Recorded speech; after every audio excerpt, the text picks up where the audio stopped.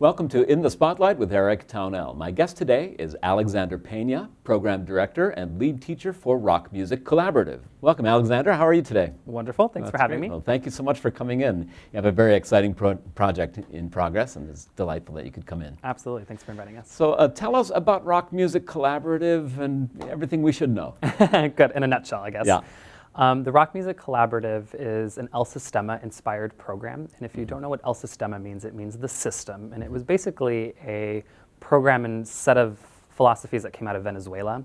About 40 years ago, the government used a classical music education program nationwide that was free for all youth across the country. And the idea was that they were going to use classical music and utilize these music education programs to create a wealth of music lovers, but also students that would then develop the kind of skills that they need for career readiness, for life skills.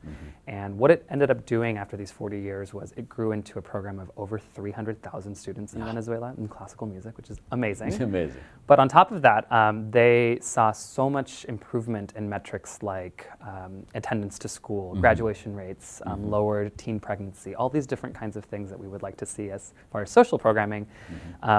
It was interesting to see that classical music affected these things. And the reason that we believe that that happened was because they created a network of orchestras and communities of music lovers. So they used choruses and orchestras and bands to basically develop a sense of identity within an individual, like a musician, or also a community, so that they had a group of peers that also were devoted to this. And we know that when you have a network of peers doing the same thing that you're doing, that usually you commit just as hard as everyone else does and you feel like you have something to bring to the team. So that's El Sistema in Venezuela, and how it basically came to the United States was, you might be familiar with TED Talks that are present online and that sort of thing. But remind us what those are. TED, I think it stands for Technology, Education, and I don't know the last, what D is for. But they're basically, it's an organization that presents kind of worldly ideas for any idea, basically, that is something that can affect the world at large, or a really interesting idea at making this world better. And you can check out TED Talks online. It's TED, and you can look it up on Netflix or on YouTube and that sort of thing. But out of that project came basically yearly a wish, and they would grant one person or one organization in the world one large wish. And similar to almost like a Pulitzer Prize or a Nobel Peace Prize, this one person that's doing a lot of great work gets this honor of being called the head prize winner or whatever. And the man who won it, his name is Abreu, Maestro Abreu, and he's a Venezuelan man who started El Sistema, which means the system, in Venezuela. And if you look at that interview, what he basically was granted was, I can't remember the exact amount, but it was several millions of dollars for any wish. And what he wished for was basically to take this El Sistema philosophy and program that's been working in Venezuela for the past 40 years, and he really believed passionately that if we can bring it to the United States, and if we can train a new group of leaders in this philosophy in the United States, that it would disseminate and essentially grow worldwide, because he really believed that if it could be done in the United States, it could be done anywhere in the world. So I think that's kind of an amazing thing to think about when you say you've won several millions of dollars for a prize, and you are the leader of this organization in Venezuela, and you could certainly add that money to your own program. But he didn't do that. He said that he believed in his mission so much that classical music could really change the lives of troubled youth that fall into this kind of impoverished category or at-risk group of people. And he really said, with that money, I'd like to see a program start in the United States so that it would grow around the world. And so it basically started off at the New England Conservatory in Boston, Massachusetts, and they trained several leaders that have now developed programs here in the United States. We say that we are El Sistema inspired programs. And the reason we say that is because it is not a pedagogy or a method or like a system of books that you buy into. Suzuki or... Right, exactly. It's not a franchise of any kind that you buy in as far as how to teach, but really El Sistema is only a set of ideals or a set of philosophies of how to go about teaching community-based projects with classical music to affect social change. So this was about, I would say, 13 years ago that it was brought to the United States. Since then, there have been leaders in this that have trained in El Sistema ideals and philosophies. And now there are over 70 programs nationwide that are El Sistema inspired programs. 70. And you can check out more information on elsistemausa.org, and you can find all of these different programs across the nation. And so basically what happened was here in Rochester, we wanted to build an El Sistema program. And so my organization is called ROC Music, R-O-C Music, like the airport code without the K. And we are going into our third year of programming currently right now. So that we've had 3 years of students, but a year prior to that, it was first the dean of the Eastman School of Music. His name is Jamal Rossi. Yes. And he approached 2 people. He started with, actually he approached 3 people, I'm sorry. He approached Peggy Quackenbush, who is the president and director of the Hochstein School of Music and Dance. He also approached Charlie Owens of the Rochester Philharmonic Orchestra. Yes. And then he approached someone at the Rochester City School District that was in charge of arts programming at the district level. Oh, yes. And he basically started with the statement of, do you feel we're positively affecting and reaching our urban population in downtown Rochester with the arts and with music? And of course he went to a like school like Hochstein and Eastman and then RPO and then the district, and the overriding answer was no. The reality of it is we have these amazing programs in Rochester. There's a huge wealth of arts and musical opportunities in Rochester, but the realities of it is that the city is kind of a haves and have-nots situation. That there was this whole population of people that even with scholarships available, somehow weren't participating in music. They weren't getting to these schools like ECMS, Eastman Community Music School, or Hochstein, or different kinds of at-risk factors caused them to not be able to be a part. So with this, he said, well, let's try to see if we can come up with a new program, something different. And so these people met for a year, and then they designed ROC Music, the ROC Music Collaborative. At that point, our organization, and still is a partnership collaborative. So our partner collaborators are the Eastman School of Music, University of Rochester, as well as the Eastman Community Music School. And then we also have the Hochstein School of Music and Dance, the Rochester Philharmonic Orchestra, the Rochester City School District, and then one other partner, which is the City of Rochester and the Department of Recreation and Youth Services. I think that's unique, that's such a collaboration of all of these different entities. Absolutely. I think on a national level, we stand out as one of the few El Sistema programs that has been able to successfully partner with not just an amazing university and conservatory, but also 2 other community schools, as well as a professional orchestra. And you mix into that a school district and a municipal entity like the City of Rochester. It really is an amazing thing to have really these institutions that are movers and shakers and really the top of downtown Rochester kind of sitting around a table and saying, yes, we believe that we want to teach music and spread this around to a population that has been classically underdeserved, underrepresented, and underutilized. And I think that nationally it sticks out that we have everyone saying yes. Isn't that and believing in this. Absolutely. So now our program, we started off with a pilot program, like I said, 3 years ago. And we decided to target the City of Rochester recreation and community centers. I see. And the idea was that we believed that there was a need in the City of Rochester because the school district is a non-neighborhood school system. So there are many different kinds of schools, and families can go to school of choice depending. And so it causes this issue a little bit of a community of people not being attached to the building or the school that they go to based on where they live. And so one of the reasons we selected using the community centers was a way for us to utilize these rec centers that are all throughout downtown Rochester and basically develop a community of music lovers and orchestras and choruses so that we now have kids coming to these rec centers after school or on the weekends or during the summer. So not when school's in session, but to come to a music program, to develop a love for music, but to also develop a sense of respect and identity through being in a musical group at these recreation centers. So you mentioned kids. What ages are these? That's right. So we have kids grades 1 through 12 that are eligible to be in rock music. So we have a huge gamut of students in different levels. Right now, the way that rock music is structured is we meet 3 days a week on Mondays, Wednesdays, and Fridays from 4 to 6 p.m. So this is after school. Right. And we have a summer program as well for 3 weeks during the summer.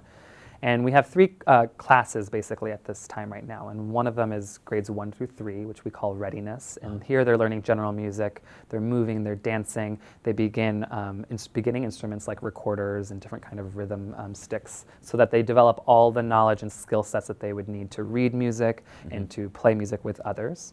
Then the next group of kids is called concertino, and that is essentially a group of kids about grades 3 to about grade 6. And there they're learning beginning string instruments. So it's beginning instrumental technique, assuming that they have some knowledge of, or some training in musicianship.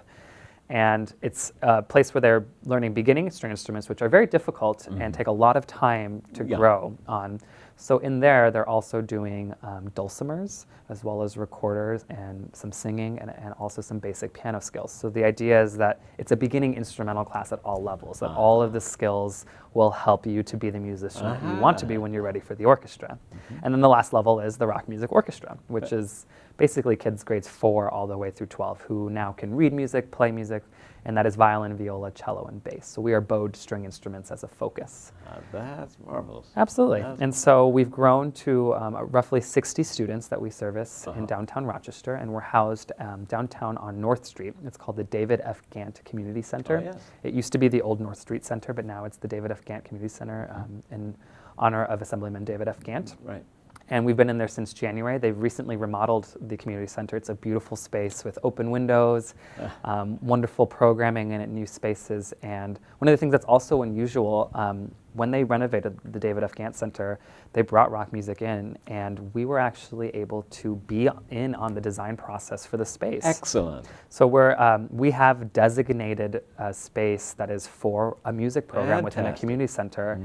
And I would venture to say that nationally, there aren't very many municipally funded community centers that have actually allocated and designated space for a music program. So we have an orchestra in a box, basically, an orchestra in a closet. And we are able to function, keeping all of our instruments, all of our materials necessary for this really expansive program, all at the David F. Gant Center. And you have the students, and you have the space. And where do you get the instruments? Wonderful question. Well, when our partner collaborators met to design the pilot program, they knew that funding was going to be an issue. Yep. Now, I told you of all those institutions that help start rock music. Yes. None of all of the institutions are still in our partnership collaborative, but none of them provide direct resource financial support. Is that true? That's right. So none of the organizations provide money for operational costs for rock music, which again, how do you support 60 students challenge. doing this? Big challenge. What they do provide is a lot of in-kind support, like things like professional development, materials, concert attendance, all these things. And they also provide resource support for a lot of other things. But what we needed to do was find funding for the program. So they wrote several grants, and I have been on that and writing on grants and renewal grants, and we have been proud to say that we have been funded since the beginning from the Max and Marian Farish Foundation. And they granted us in our first year $100,000 to design a pilot program. At that time, we were 40 students, 2 classes. We had to engage 40 kids and their families in music loving, beginning the process. And since then, like I said, we've grown now to 60 students and families. We perform over 10 concerts a year, everything from in-house concerts at the David F. Gant Center to going to the Eastman Theater and performing there before an RPO concert, going to the Hochstein School, various other community centers, anything that we can do. We believe that there is a service that can be done through music learning. You can learn the gift of music for free at our program and then give back through performance as a service to your community. That is phenomenal. And I do have to reiterate, I said that, but I didn't mention it. Every student in our program is provided a full scholarship from the very beginning. So there is no cost or fee to apply to our program.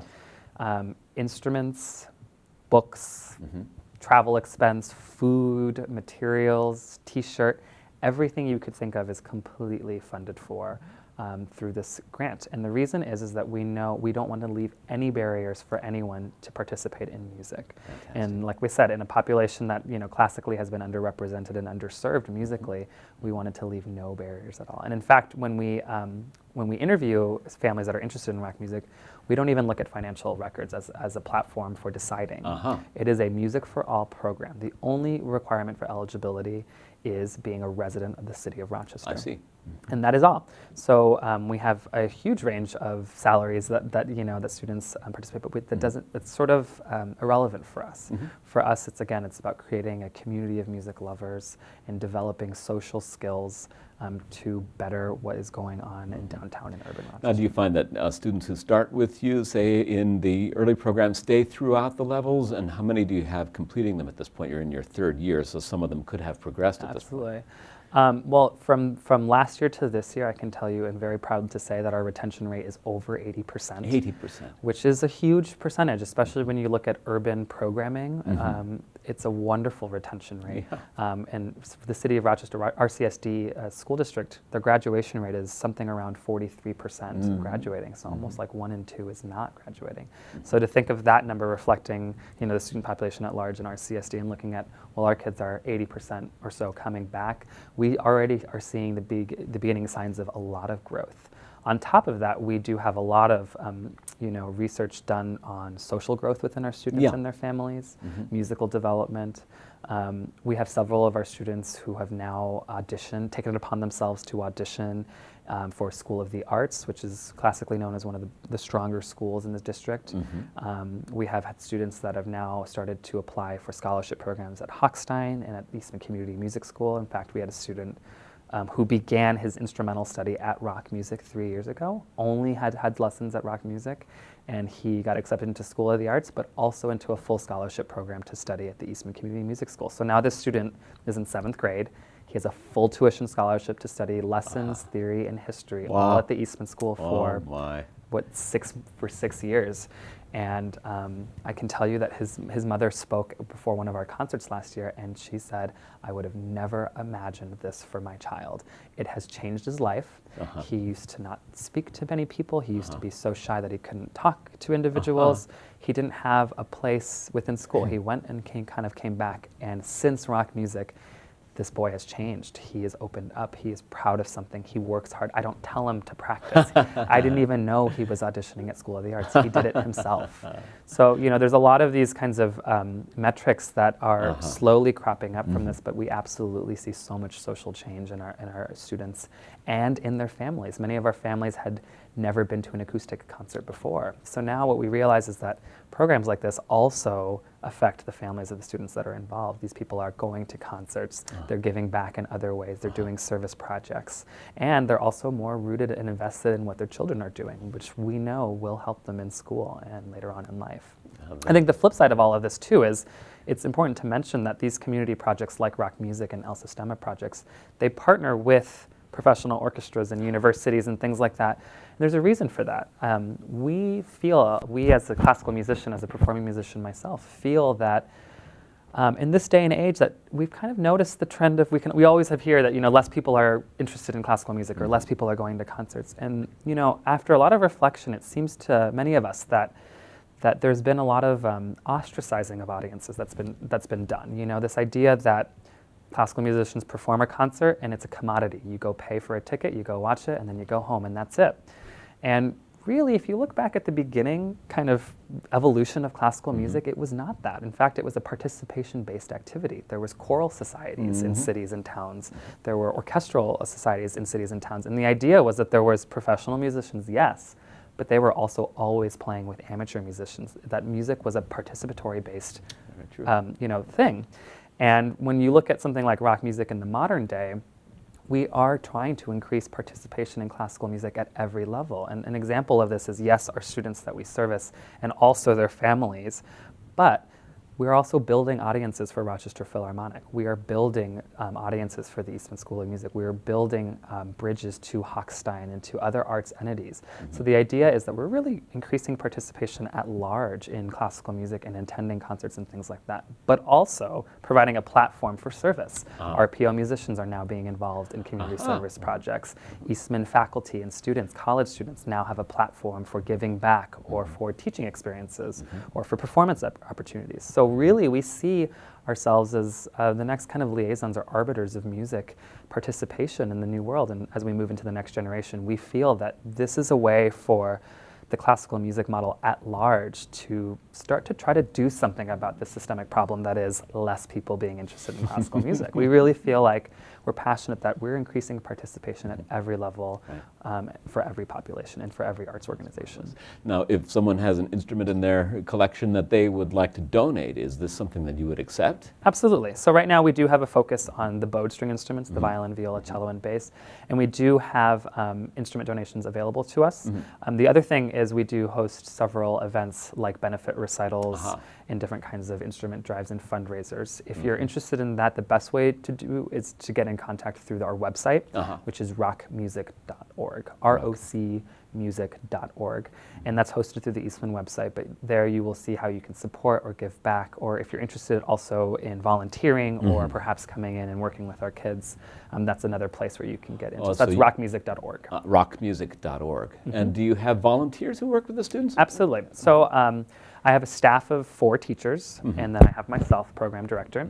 And now for volunteers and interns and instructors and that sort of thing, we've actually grown quite a large amount in the last couple of, like I said, we're in an infant program in our 3rd year. But we have over 4 dedicated intern instructors who are basically learning about the El Sistema philosophy, the community-based model of teaching. And we have done several presentations at area universities and colleges and other types of programs to begin to bring in more volunteers, and we're absolutely interested in that. We have several events through the year that are special events, like hosting different concerts or bringing in other artists for our community. So it's not just anybody that has to be a music educator that can volunteer. Really, we have other opportunities for you to get involved if you believe in this social service and using classical music as a tool to affect social change. And are there paid teachers? You mentioned you have 4 on your staff. That's right. Are these professionals? That's right. So I myself am a graduate from the Eastman School of Music as a performance and a music education major. I see. And 3 of my staff also are Eastman School graduates who are functioning working musicians, but they come from all different kinds of backgrounds. I have one who is a teacher in the East Irondequoit School District. I have another who is a doctoral level performer who's from Sweden and who has traveled all around the world to perform, and she's teaching in rock music. I have another teacher who has degree work in music education and the fine arts, but he's a rock star. He travels and he's in a band and he goes to New York City and he goes around the country and he does essentially, working musician. Working musician. And to us and to me, that's the kind of people that I want to bring into my organization, as long as their heart is in the right place and they believe in music as a tool to affect youth, that they have the right idea and what their skills, what they do with their music. It's actually important to share that with children. I think some people, they sort of think, well, an example I have is someone thinks that, I want to work in a hospital. The only job I can be is a doctor. Well, no, there's probably 100 other types of jobs that are in a hospital, True. And it's true of classical music. If you're going to be a musician, there are so many things you can do with your music or with your art. Very true. And I think it's very important to show that to our program and to our youth, that musicians really can be people that give back in so many ways in their communities. Well, it's wonderful that they get to hear their teachers perform. Absolutely. It's like a resident artist. And who are your resident artists? Yes.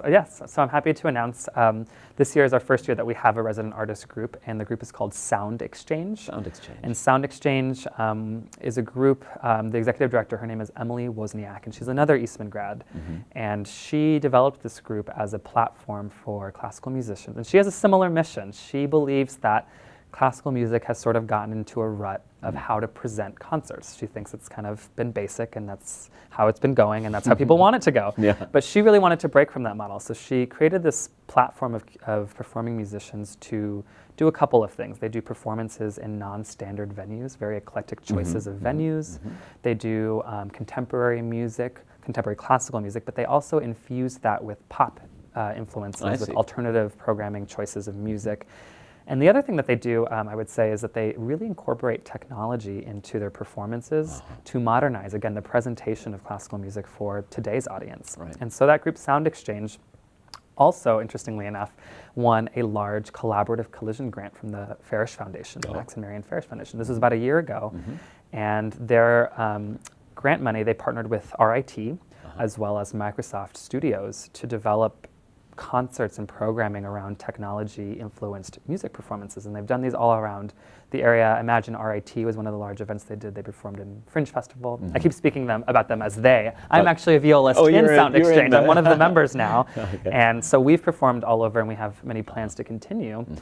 And for me, it was such an amazing opportunity for them to ask me to join their group, and then for me to actually provide this residency for rock music. So now Sound Exchange will be the first ever resident artist musicians for rock music, and that will look like, of course, coming into our program and working with our youth, but they will be doing that through performance, through some teaching, and we hope to do projects that infuse, again, technology into our music teaching and performance, so that these kids who grow up with iPads and grow up with phones around them and all these things, they can start to really think of how technology and project-based learning can really affect their lives and what they do with it, and hopefully open their eyes and minds to the idea that there is a career in music somewhere, or there is a career in teaching or somewhere.